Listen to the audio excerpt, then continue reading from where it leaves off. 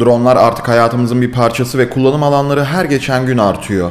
Ama gelin görün ki bu küçük araçlar bilinçsiz ellere geçtiği zaman bir risk faktörü haline de gelebiliyor. Çok zorlama bir giriş olmadı mı? Gerek yok, bak şimdi. Dostlar, bugün hepinizin en az bir defa karşısına çıkan o video ile ilgili konuşacağız.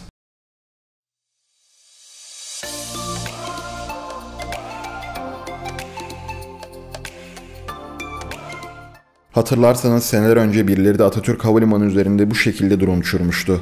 Görüntüleri internette yayınlayınca hakkında soruşturma açılan şahsın bu konudan dolayı hayli başı ağrıdı. Bu olaydan sonra Atatürk Havalimanı'nı çevreleyen korkuluklara drone uçurmanın yasak olduğuna dair uyarıcı levhalar asıldı. Günümüzde dronların boyutu çok değişken ve aralarında profesyonel kullanıma yönelik ve çok büyük olanları da mevcut.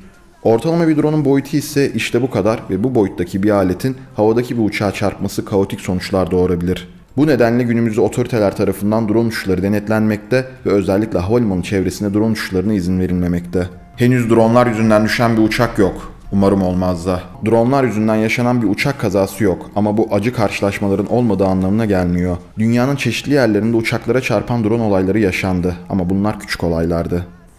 2015 yılında ortaya çıkan bu video ise uçağa çarpan drone denilince ilk akla gelen şeylerden biri oldu. 23 Haziran 2015 tarihinde Livelik isimli video paylaşım sitesine "Bu sabah bir drone uçağıma çarptı" başlığıyla yüklenen videodan bahsediyorum. New York LaGuardia Havalimanı'ndan kalkan Southwest'e ait bir Boeing 737-800'ün kanat ucuna çarpan drone korku ve paniğe neden oluyor. Uçağın kanat ucu parçalanıyor ve sonra kim bilir neler oluyor neler. Ben biliyorum, hiçbir şey olmuyor. Çünkü bu video sahte.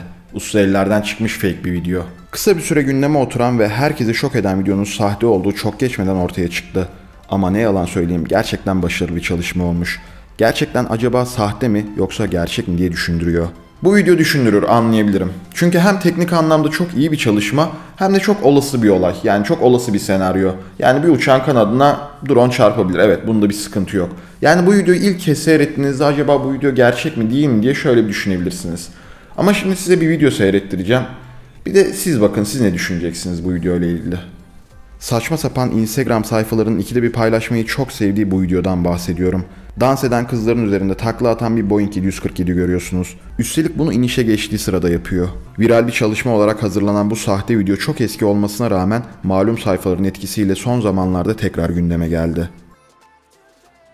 Videonun bundan sonrası biraz önce izlettiğim o şeyi ikide bir Instagram'dan bana yollayıp gerçek mi diye soranlar için.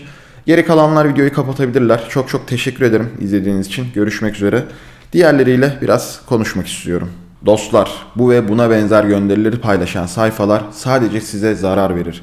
Buradan alacağınız bilgilerin tamamı ya eksiktir, ya yanlıştır, ya da çarpıtılmıştır. Yani buralardan uzak durun. Bakınlar, geçtiğimiz günlerde yine karşıma şöyle bir şey çıktı. Daha doğrusu yine bu tarz bir şey yollandı bana. Böyle bir post yollandı. Yani yine yalan yanlış saçma sapan bir bilgi. Doğruluğu yok. Dediğim gibi bu tarz sayfalar sizi sadece yanıltır, sadece size zarar verir. Oralar koca bir çöplük ve lütfen oralardan uzak durun.